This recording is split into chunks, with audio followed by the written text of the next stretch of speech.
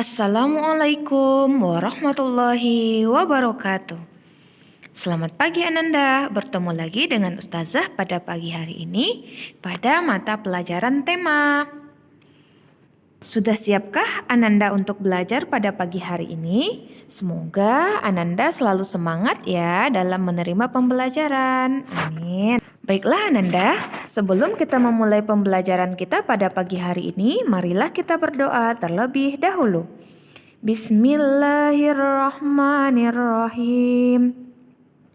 Raditu billahi rabba wa bil islami dina wa bi muhammadin nabiyya wa rasula. Rabbi zidni ilman warzuqni fahman wa amalan solihan. Amin. Semoga Ananda semua diberi kemudahan oleh Allah dalam menerima pembelajaran. Amin ya rabbal alamin. Hari ini kita masuk pada tema 1, organ gerak hewan dan manusia, subtema 3, lingkungan dan manfaatnya. Dan kita telah sampai pada pembelajaran pertama. Baiklah Ananda, tujuannya pembelajaran kita sebagai berikut. Silahkan Ananda baca ya. Selanjutnya coba Ananda amati gambar berikut ini. Lalu coba Ananda buat cerita dari gambar tersebut, di mana langkah-langkah membuat cerita berdasarkan gambar ada 3 cara. Yang pertama, amati dengan cermat gambar tersebut. Yang kedua, buatlah ide pokok dari masing-masing gambar. Dan yang ketiga, kembangkan ide pokok menjadi paragraf. Oke, dari gambar tersebut dapat kita tentukan atau kita bisa mendapatkan 3 ide pokok. Contohnya ya, yang pertama, bahan dasar pembuatan gerabah adalah tanah liat. Itu adalah ide pokok dari gambar yang pertama. Oke, sedangkan dari gambar yang kedua, tahapan pembuatan gerabah. Dan yang ketiga, yaitu finishing dalam pembuatan gerabah tersebut. Ini adalah contoh pengembangan dari ide pokok. Contohnya, yang pertama, bahan dasar pembuatan gerabah adalah tanah liat. Bahan dasar yang digunakan untuk membuat gerabah adalah tanah liat. Sebelum dibuat gerabah, tanah liat tersebut diproses terlebih dahulu dalam beberapa tahapan. Bahan gerabah yang sudah siap dipergunakan untuk membuat badan gerabah. Selanjutnya yang akan kita pelajari yaitu cara menemukan ide pokok. Cara menemukan ide pokok itu yang pertama yaitu membaca keseluruhan isi teks bacaan. Jadi seluruh bacaan kita baca terlebih dahulu. Yang kedua yaitu menemukan kalimat utama dari setiap paragraf. Oke, kalimat utamanya bisa kita temukan dari setiap paragraf. Dan yang ketiga, menentukan inti bahasan dari kalimat utama tersebut. Berarti inti yang selalu dibahas dalam kalimat tersebut ya. Selanjutnya kita akan mempelajari cara memelihara kesehatan alat gerak. Masih ingatkah Ananda apa saja alat gerak manusia?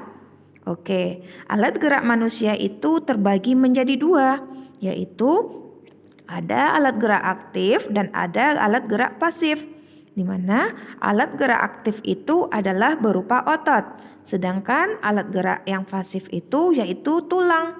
Jadi tulang itu dibantu oleh otot sehingga tubuh manusia, tubuh kita bisa bergerak seperti berjalan, berlari, menulis, bahkan duduk pun kita menggunakan tulang dan otot. Oleh karena itu, kita harus menjaga kesehatan tulang dan otot kita. Karena jika kita tidak menjaganya atau kita tidak memeliharanya, aktivitas sehari-hari kita pun akan terganggu. Oke. Jadi anak-anak ustazah harus selalu menjaga ya tulang dan ototnya agar selalu bagus, agar aktivitas kita tidak terganggu ya.